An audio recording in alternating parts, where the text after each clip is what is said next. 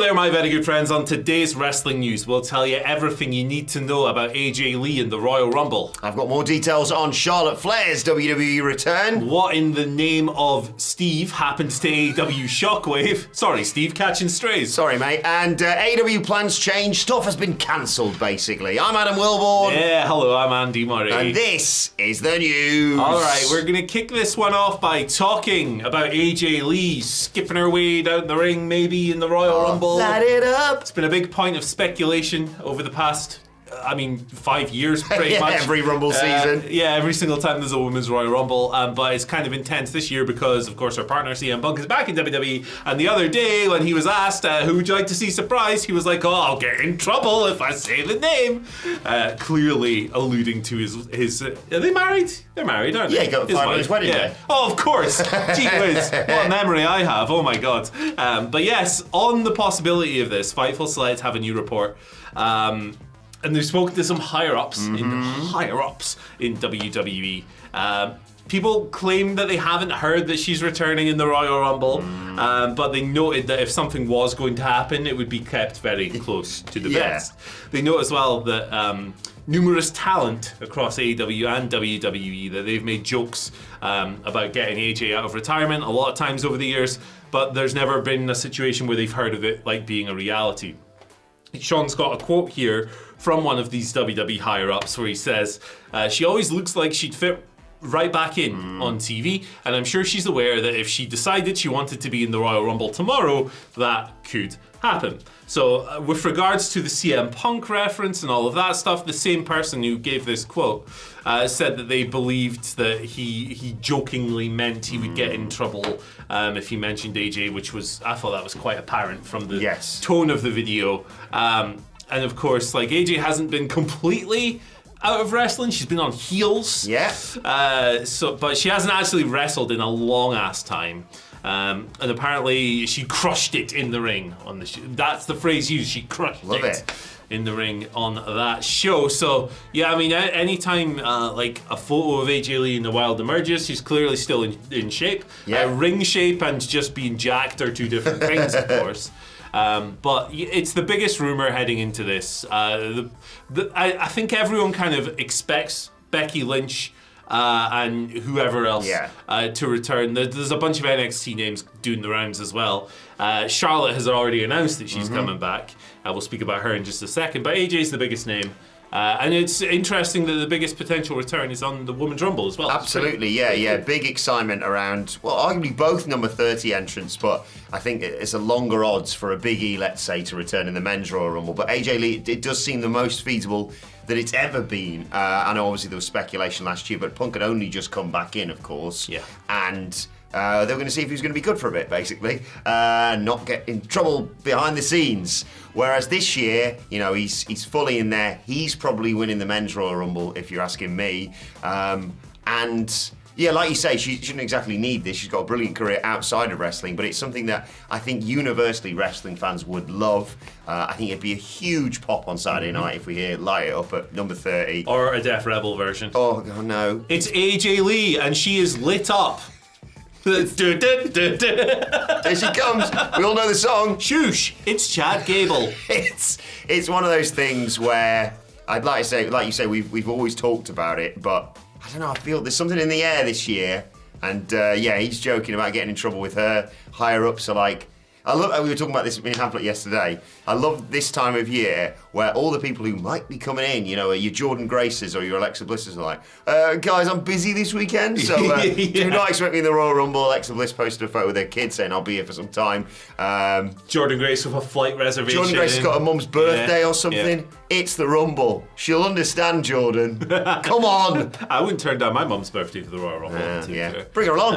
I've earned it as well. Why not? Yeah, why not? Breaking news, Jordan Grace's mum's in the Royal Rumble. Yay, let's go. Cake to the face, out you go. Both feet hit the floor. There you go. You didn't last long at all there. I'd love to see it. I'd be so happy. We're doing a live stream for it on Saturday. Do join us for that on Saturday night. And if that happens, it's going to go off. Yeah, it's going to pop. It's going to pop off. But another return we know about, as you mentioned, is Charlotte Flair. She is set to return in this year's Royal Rumble and probably win it. Very odds strong. on, isn't she? Very strong. And with regards to the plans for her coming back and what we can expect from Charlotte Flair, WrestleVote's reporting that she's going to fully embrace her Flair family legacy with a top girl attitude when she returns. I don't know what that means. There has also been talk of championship gold coming her way sooner rather than later. Bad news if your name's Tiffany Stratton with the second half of that report. But yeah, they've already alluded to it with the vignettes that we've seen on SmackDown, for example.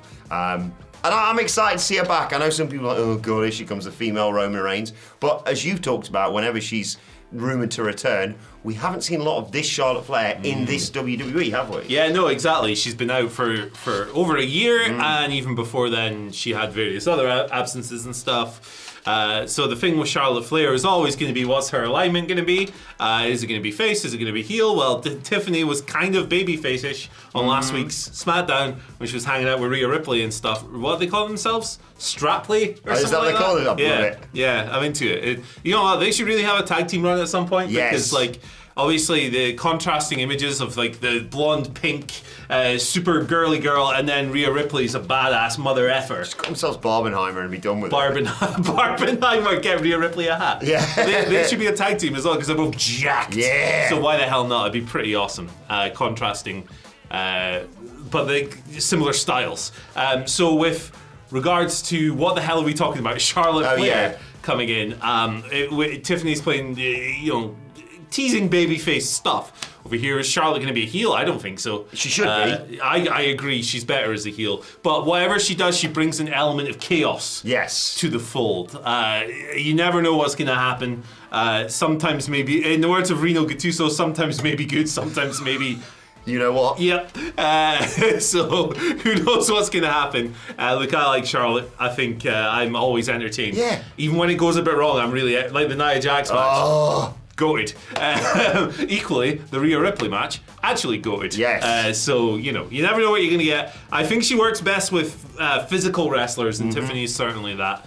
So, I'm sure that would be a great match at WrestleMania. Oh, unquestionably one of the biggest matches you could have at WrestleMania, without doubt. I don't know about that putting gold on her straight away. Like I said, I'd prefer her to be a heel. But if you're Tiffany Stratton and you're reading this report, in the words of Charlotte Flair, Hey, maybe that could be the sting for her new Def Rebel theme song. It's that'd be the one Charlotte Def Rebel Flair. song I actually like. Yeah, and then it just kicks in with dirt, dirt, dirt, dirt. Remember Ric Flair's her dad. Yeah, 15 titles. It is the Queen. Oh god, just get. I'm not looking forward to the entrance music. I'm not. guys. I'll be honest. If you're watching the stream on Saturday, I do apologise because not in previous years, but a few years back, we'd have been like, it'd be like 3, 2, 1, music. Oh my god! Yeah. This was going to be like 3, 2, 1, music. Oh, it's that person. Yeah, all right. I knew that. I recognised the theme. It's Naomi. Her music's still good, but yeah. It's better before. Yeah, it was. That goes for all Bring of them. it to the flow. That's how it goes. That's the one. All right. You know what that music does? Sends a shockwave through wrestling. You know what else would send a shockwave? What's that? It's AEW Shockwave. Right. The proof is in the name. So remember this. AEW ages ago, last year, they registered a trademark for Shockwave, and it was like for wrestling shows, basically. The reason in the little trademark filing was our wrestling show, blah, blah, blah, blah, blah. Events led to a bit of speculation that maybe once Rampage went the way of the dodo, which it already has, it's dodoed off into the universe, that maybe AEW would be looking to introduce the Shockwave show. There was also talk at the time that they were maybe in talks with Fox over like a 1-hour show, which would be quite interesting, and also came at a time when WWE was moving off Fox with SmackDown, which is now on USA Network. Are you keeping up? What happened to that show? Because it doesn't exist yet. It wasn't part of the announcement for the new deal with AEW when they, simulcasting on Max and, keeping Collision and Rampage, Collision and Dynamite going. R.I.P. Rampage. I just killed off Dynamite there. Boom, off you go. See you later. Have you read certain reports on Twitter? Yeah, you never know. It's going to be gone in a week. You never know. People, I mean, certain people from Kentucky have been saying that since day one. Well, last 6 months. I've got a bunch of numbers in my name, and I think it's going to be dead next week. I'm going to believe the more qualified people on this one. Yeah, I don't think so. But yeah, so what's going on there? Well, Sean Ross Sapp was asked about this in a Fightful Q&A. He said the following, noting that Ring of Honor is still being shopped around various networks. Shockwave was always a theory more than an actual plan. It was something they wanted to gauge interest in. So it doesn't necessarily rule out the possibility completely. I think that, writing 2 weekly shows, they've already got 3 with Ring of Honor, but writing 1 weekly show is hard enough. I don't know if they need 4. And my worry with a show like Shockwave coming along would be that it would start pretty hot, and they would, who would be on there?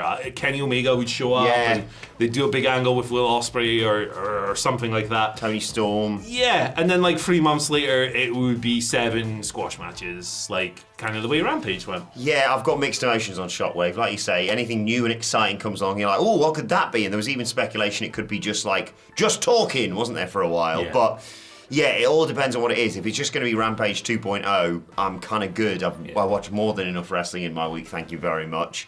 But if it's going to be something different and allow them to showcase, like you say, different wrestlers in a different way. I don't need people just racking up wins so they could go on Dynamite and be like, I've won 7 matches over here, because that's kind of effectively what Rampage became after such a strong start. Yeah, exactly. So that's been the pattern with these shows. They kind of depreciate a little bit. And it's inevitable in pro wrestling that when you have 2 shows, even if the network doesn't take it that way, fans will ultimately go, this is the A show, this is the B show. And it'll be dictated by the viewerships and stuff, so it's really hard. The fact of the matter is the AEW's fine. They're getting like $185 million a year for their TV deal. They don't need...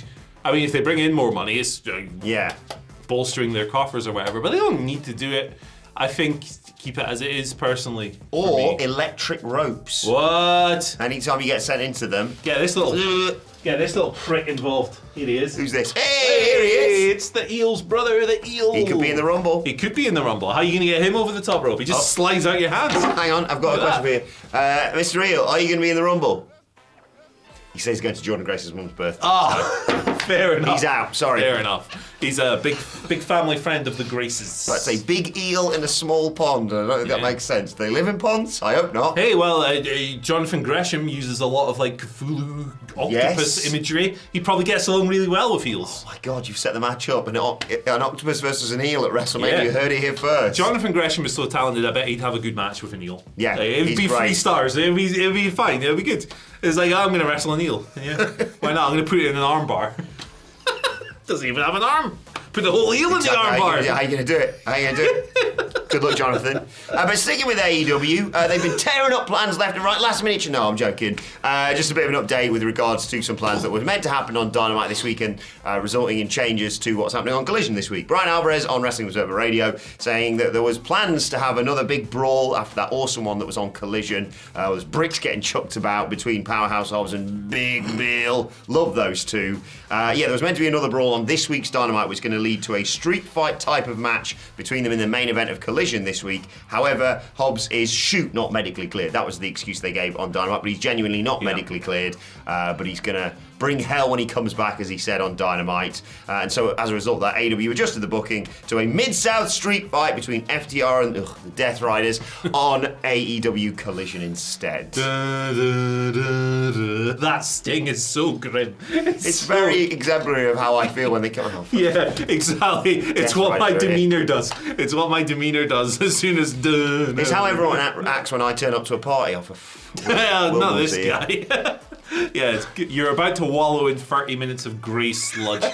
And listen, John Moxley, Claudio Castagnoli, and Pac are 3 of my favourite wrestlers amazing ever. In-ring. And I like Wheeler Yuta and I like Marina Shafir. The Death Riders angle is absolutely miserable. Now, Hobbs and Big Bill, that's not miserable, that's fun. Big lads throwing bricks at each other's heads, jumping off the stage and stuff. What's not to love? Yeah. It's a mid-card feud that has a bit of purpose, because it's going to put Powerhouse Hobbs over in the end, provided there's no learning Tree Jericho shenanigans, which you never know. you can never rule it out. Maybe they'll put the title on Powerhouse Hobbs. Is he still ROH champion, Jericho? Yes, he is. I never know. I mean, I'd take that. I'd take Hobbs as Ring of Honor champion. But yeah, it's a good, fun little mid-card program. It's good.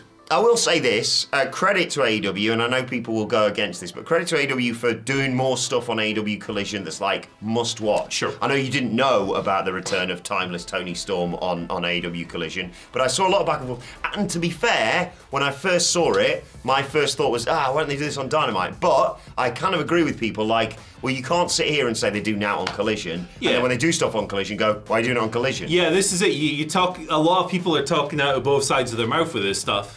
Like, why is it on Collision? Why don't they do more important stuff?